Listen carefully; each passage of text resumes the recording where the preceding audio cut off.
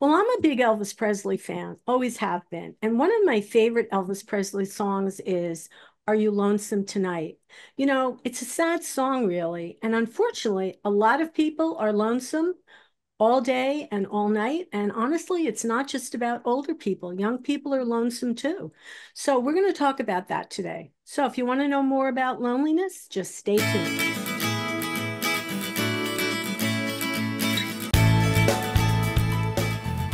Hey, good morning, everyone, and welcome to Scan FYI. My guest today is Marli Gelfand. How are you today, Marli? I am wonderful. Thanks so much for having me on today. Well, a pleasure. And for those of you who are sharp and remember, Marli was with me once before. We had a really interesting conversation, and I know we're going to have another one today because this is a great topic. But before we even get started, Marli, would you kindly just introduce yourself and tell everyone a little bit about your role at Of the course, hospital? of course. Thank you. My name is Marli Gelfand, and I am the Assistant Vice President of Behavioral Health here at Monmouth Medical Center in Long Branch. I am a licensed psychotherapist as well. And what I do here at Monmouth is I really lend my support to my amazing teams that treat the community as a whole who are suffering from mental health symptoms at any given point in their life. So we have a variety of outpatient and children's programs up through the lifespan that we support. We also have some inpatient programs and crisis programs, and we just try to figure out our best way to kind of help support people in the community who are experiencing different symptoms. And we want them to succeed, meet their goals, and heal. And that's really, I mean, in a very tight nutshell of what we do here. I've been a practicing psychotherapist for over 25 years. I have a private practice as well. And, connecting with people through my work is probably one of my greatest joys that I have outside of my children, my husband, and my new puppy. Well, I'm glad you clarified that. Yes, I didn't want anyone to feel, Right, slighted. right. Yeah. So, of course, all of Marli's contact information will be in the description. So, if anyone wants to reach out after we finish our conversation. Mhm. So, today we're talking about social isolation and loneliness. And, Marli, sadly, it's something that I think it's reasonable to say it was exacerbated during COVID, but it's been with us and will be with us for a long time. Yeah, absolutely. Absolutely. When you're really looking at, loneliness versus social isolation, I think social isolation really took a different turn during COVID, right? Because we were scared Yes. to see anybody. We were scared Yeah. to go near people, scared to go to the store, and so that became very isolating for people of all age groups, and especially our senior populations as well, because they were most at risk. Yes. Right. So it was kind of, I mean, I personally went food shopping for all my parents and other people in my Mhm. neighborhood that were, older adults because they were so at risk. I'm like, I don't want you to risk, but then you're taking away that social component of going to the grocery store, of going to Yes. the supermarket. And, you can be alone and not feel lonely, right? Like I can be home alone and no one's in the house, my kids, my husband, no one's in the house, and I'm like, woohoo, right? And I don't feel lonely. Sometimes those are our best moments. I mean, yeah. I feel like So, we so, should kind of that's, define, you should define yeah, what do we when we say loneliness versus social yeah, isolation, let's talk, what do we mean by that yeah, specifically? yeah. So loneliness really happens when you feel distressed that you're alone. That's like the simplest way I can put it. Like it Okay. doesn't feel good to be alone. And you can feel lonely. I know you were talking about Elvis in our intro. You can feel lonely even when you're surrounded by people because maybe you don't feel connected with them in a way. Yes. And, like Elvis, for example, I mean, he is probably an example of one of the loneliest people who is surrounded by people 24/7 Had a huge entourage with him all all the the time, time.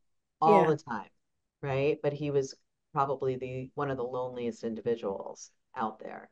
So I think that's a really good way to kind of differentiate it, because social isolation is more like a lack of regular interactions with other people. So that's why we saw a high amount of social isolation during COVID, because our regular interactions could just be, kibitzing at the checkout counter at a grocery store Right. or walking into a Starbucks and getting our coffee. But, with COVID, we were masked, we had like shields in front of us. Like there were so many barriers to really be able to connect that it became very isolating and did lead to more loneliness.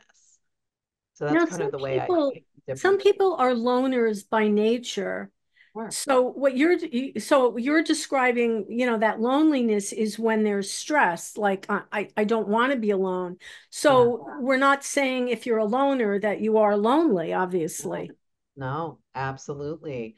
I mean, there are people who really prefer kind of having their alone time. We've heard that Yes, phrase, like alone yes. time, where they might like go for a walk or a hike or, you know, go to a movie by themselves, where someone's not like interrupting them, asking them questions through the whole movie or like reaching over for their popcorn. Like people like that alone time and they're not lonely just because they're alone, right? So, yeah, I think it's good to kind of differentiate those two. I mean, you were describing like when your whole family leaves and you're alone in the house. And I know myself, my alone time is extremely important to me. It's Yeah. kind of how I even recharge after during the workday. You're for many of us, we're sort of surrounded by people. So Hmm. it feels nice to have my own time to myself. Yeah. But I don't feel stress over it because I Yeah. know it's like my choice right now to be alone. Sure. Sure. But now, interesting, if you read about loneliness and social isolation, I am very sad to know that this is not a problem just for older adults, that and so a lot of people who are listening who might have grandchildren, what's going on with younger people? So, what I've seen, with younger people is kind of like the epidemic of loneliness, even though they're surrounded, right? They're in school. They could be in Yes, a classroom of 30 kids and feel completely yes, lonely because they don't feel a connection. They don't feel that they can relate. They don't feel that people understand them. So that in itself can create an element of loneliness when you're around people and you're like, no one really knows what's going on inside my mind, so I'm not connected, and some of the young clients I've had and have, I really work with them about sometimes you just have to find that one person because that's all it takes that you can really share. I'm not saying a therapist. I mean, I'm not their friend. I'm just, supporting them on their journey.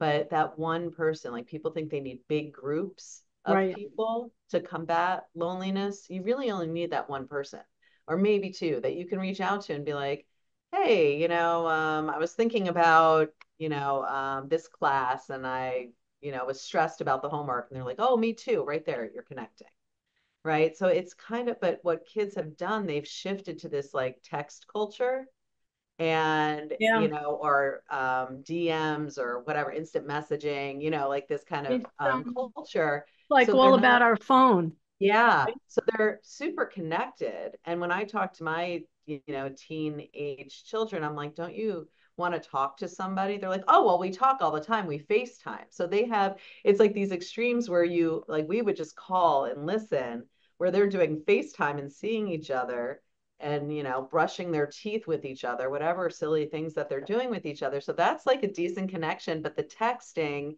that's like a quick little touch. And sometimes just at least hearing someone's voice can really help you feel more emotionally connected. Yes. Texts are nice to check in, right? Like I'll send a text to my dad, be like, how's your day going? And he'll be like, yeah, it's all right. I'll be like, hey, I'm going to call you in a few minutes. And then I call him, right? And then talking with him, it could be a 5-minute phone call. But I know that you know, makes him feel less isolated and less lonely too, because from just to share, my father, he's 81 now. Yes, 81, sorry. And he's been, suffering little by little from dementia, which, when he first started having the symptoms of dementia, he really isolated himself from his friends. He was embarrassed, and he still kind of is, but now he's more accepting of it. And he's, but it's hard. So when you have health issues too, as an Yeah. older adult or a younger individual, like that in itself becomes very isolating because you want to be, this like vital individual. And when you start to see changes in yourself, you're like, oh, I'm not going to go to this event because it might be confusing for me. And so then there's that other level of isolation as well. So sometimes just the outreach, the quick phone call, like can make all the difference. I know it does for me. I always feel I'm like, Uh, I feel my own mood elevated after I talk on the phone. I feel like if you want to be a good friend, keeping in touch, even if it's a 2-minute phone call, Yep. hearing the voice, Yeah. it's really the connection. I feel that way. And you don't need 50 friends. If you have two friends that you can, because you could know 50 people, but you might not have the connection. Correct. I think that connection is what for me, it's the difference between the loneliness and because they know me, I know them, and there's that spark there. Yeah, And that makes all the difference absolutely. rather than 50, the Elvis thing, rather than 50 strangers, right? Yes, like surrounding you, right? Bringing you your peanut butter and banana sandwiches, right? Yeah. It's more like what are other people bringing you in your relationship and really focusing on that. Like that 2-minute phone call, my stepmother will then reach out to me after, be like, you made your dad's whole day with that two See minute that, phone. and doesn't that make you feel good too? It does, because he Yeah. also made my day, because I got to talk to my dad, who's my guy. So yeah, so I think, it's so important just to find like the connection doesn't have to be like, oh, we're going out for a whole meal and spending hours and hours together. It doesn't have to be like a big lift to do it. It's sometimes Yes. just the smallest little outreach. And sometimes I do have to, as you said, like being a good friend, like I have to remind myself not just to text my friends, but just to like give a quick phone call and catch up and hear their voice.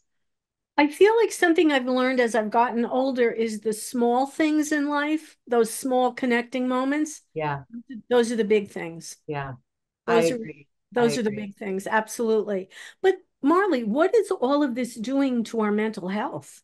Well, not just our mental health, but also Our our physical physical health. health too. It's both. It's all connected, right? So obviously, when people are really struggling with loneliness and isolation, I mean, you'll see increased symptoms of anxiety and depression, right? And it's, you know, then also with that, that it increases your risk of potential substance use or increased smoking. We see that when people are alone, right? It's kind of like time fillers, something that soothes Yeah. you, right? But sometimes the things we pick that soothe us or numb us a little bit are Not not so good. Not they're so. not good for you. Right, right. So, I think there's an increased risk of dementia by over 50% for people who are completely isolated and lonely.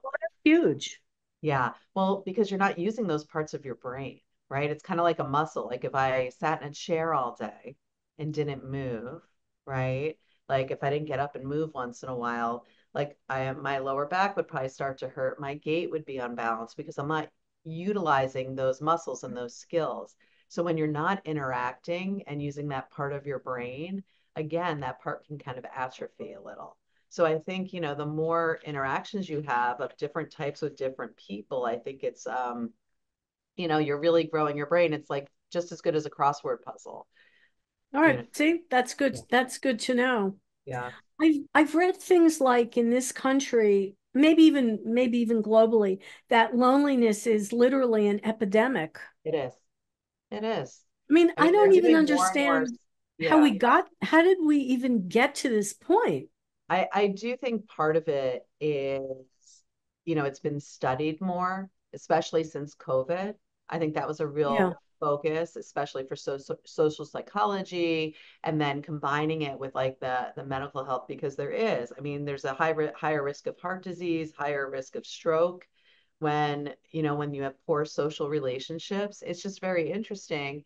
And when you really dive down, and I've read some of these papers, like when you don't have that social relationship with individuals, you're just not taking as good care of yourself either, right? So maybe you're not like, going for walks or even like going out of your house to like see people or talk with people. So, and then with that, you become like there's more lethargy, there's, more sitting, more staying in bed.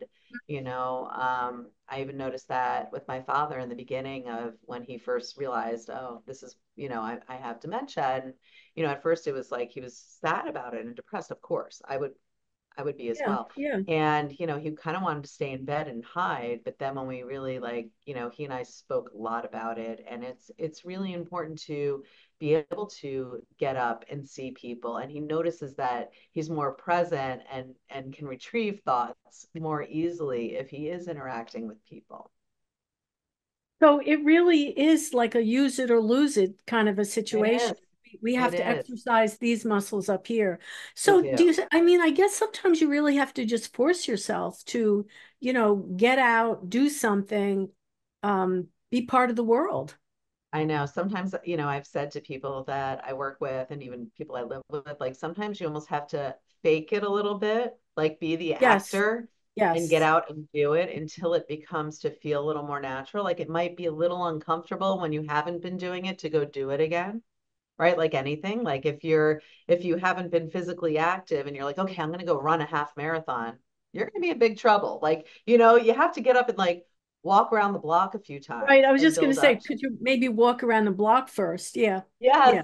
yes. So it's almost like, okay, so what's the social interaction I'm going to do today? I'm going to go to the coffee shop, order a coffee, and drink my coffee there. And even if I'm not talking with people, I'm still in a space with people and listening, and I'm talking to the person at, the checkout counter and ordering my coffee. And I don't know, maybe I go with someone else next time, we sit and have a tea or coffee together. So it's kind of like those baby steps, or maybe I'm just going to go for a walk in my neighborhood, or maybe go to my local library so that I'm around other people out of my house.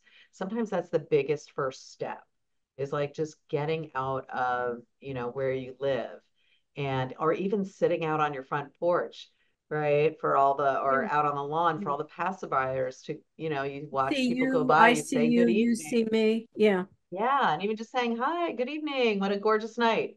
There's your little bit of social interaction that can help you start to feel more connected to your community.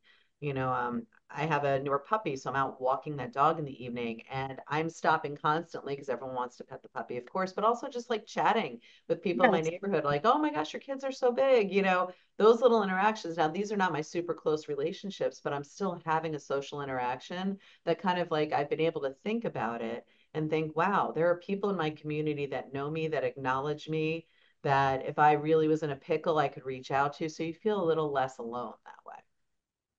So let's talk about how do at what point do you have to realize that you are really struggling and you can't do this on your own and you do need some help? How would I know this that I'm not getting out of the house? I'm really struggling. I Yeah. do need to seek help. When I think that's a great question, Andrea. It's when let's say you want to go out of the house and you just physically feel like you Up can't. here, you want to do it. Yeah. And you feel like you just can't. You're like, I'll just I'll just watch a show or I'll put a movie on or I'm too tired. I'm just gonna lay in bed. Like what am I gonna do when I'm out there? It starts to feel so overwhelming that Okay. you can like kind of feel like your heart palpitating a little bit, maybe some anxiety symptoms like a little sweat, a little tension, you feel like I You're just having a can't whole do it. inner dialogue, and I Yeah. guess you could easily talk yourself right out of it. Absolutely. I mean, I do that half the time when I want to like, go work out or something. I'm like, well, I could do a load of laundry right now and do this, right? So when you notice that you're starting to talk yourself out of getting out there in the world, it might be like before it gets critical, it might be a good time to really acknowledge that yourself and be like, wow, I'm really avoiding going out there. Maybe it is time for me to get a therapist or reach out for help or call a family member and say, I'm noticing this in myself. And I mean, what a sign of strength that is to kind of say, Yes. huh, I'm noticing this. It's uncomfortable for me. Like no one should ever have to be uncomfortable sustainably or in any kind of emotional or physical pain, right? Like why suffer if there are ways not to suffer? The problem is sometimes people don't reach out because they feel like there's no way it can get better, and maybe sometimes that therapist is that first connection. Yeah, yeah, it Yeah. could be the only connection you've had in a very long time. Yeah. Unfortunately, I do feel that some people feel that reaching out is a terrible sign of weakness. But Yes, as you just said, I think that's courageous and a sign of strength, absolutely. that acknowledgement. Yeah. I mean, people go out and get their hair and nails done and sit and talk to the nail technician for an hour. Like this is like getting your soul done instead of your nails, right? It's Good way like, to look at it. Yeah. yeah, and it's really someone that's going to sit there and just be focused on you, and what your agenda is and what you want to share with them. And, it's not prescriptive. It's not telling you what to do. It's like really like kind of at least how I work. I'm like on the journey with the individual I'm sitting across from and kind of finding out what is comfortable for them, what are their goals, and how can I kind of guide and support them through that.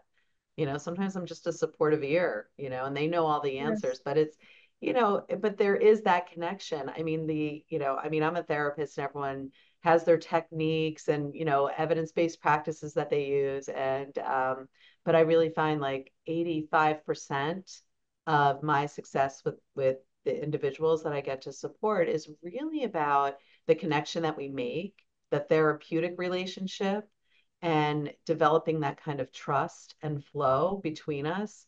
That in itself is probably like the most healing part of the experience I have with my patients. So it is the connection, it is the relationship, and you're not going to have that connection with everyone you meet, right? No, So of course you're not. And you know no, what? I feel like we have to acknowledge that and say that's okay. yeah, We don't have to be best buds with everyone that we are in correct, contact with. correct, Yeah, yeah, it's really okay. But I think it's such a powerful thing if you are feeling, that loneliness, that desperation, take hmm, that step and reach out to someone. sure, Yeah, absolutely. I mean, there's even no yeah, like news events can make people feel alone and lonely when they don't agree with all the rhetoric they're hearing. I mean, we're coming up in an election year. It can be very isolating for some people. Um, I know some practices I've done in the past, just to kind of like help me see that there is joy in the world or in my life. It's really at the end of the day, I try to think of like two or three things during that day, and I write them down actually that I'm happy happen, that bring me joy, that I'm grateful for. It could be like, I saw the most beautiful sunrise this morning, which I did. And I also saw, I looked up in the sky when I took the puppy out at 5 something a.m. and I saw this beautiful bright star. It wasn't actually a star, it was Jupiter with Mars right next to it. It was really cool. And I was like, wow, how lucky am I that I get to see that? yes, So yes. even those little exercises that I've incorporated help me feel really connected to like the world around me as well in a positive way. So I think these are some little, I don't know, I guess I'll call them tricks of the trade or, things that help me feel connected. There again, those little things, they're the big things. They are. All they're little things, and when you put them together, Yeah, they make a difference. absolutely. Absolutely. I think that we all have to learn to be good to ourselves, and self-care is very important. Hmm. And once again, Marli's contact info is all out there for anyone. If you're struggling, take that first step, be courageous, be good to Yeah. yourself. Yeah. You deserve it. You No one deserve, you deserves do to deserve suffer. it. We all deserve to feel joy, right? And I'll tell you, if you want to have a quick way of feeling joy, please turn off the TV. Please. I don't watch or listen to the news. I only read news because I don't need all the drama kind of. Sometimes when I do some presentations for people, and some people who are very anxious, and they actually say the TV is on basically Yeah, 24/7. And I'm thinking to myself, well, you know what? That's your problem. If I were your therapist, I'd say, I turn do. off your TV. I always say that. I said, stop listening or Tune watching the out the news. drama. Yep, cut out the drama, read your Yeah, news, yeah. right? Unless there's like, I always say, I wish someone would just invent the good news station because Oh, that I would have streaming 24/7. if only, if But only. that's what we Yeah. need. We just need to listen to positive things once in a while and like good music that you like, um, something that feels comforting and familiar, or don't listen to anything and just open your windows and listen to the outdoors if you The can. sound of nature, Yeah, the yeah. sound of the ocean. Yeah, Hmm. anything. Yeah. Oh, Marley, thank you so much for all of this info. And let's be good to ourselves, right? Yeah. Give That ourselves grace. Yeah, we deserve it. Yeah, we do. absolutely. We do. Life is tough enough, and you don't have to make it tougher. And it's important to know that there are people like Marley out there who are, that's why there's people like Marley out there. If you're struggling in any way whatsoever, please be courageous, make a phone call. Yes. Yeah. Thank you so much. All right, remember out there, if it's important to you, it's important to us. I'm Andrea Tarr, and we'll see you next time on Scan FYI. Bye, everyone, and bye, Marley.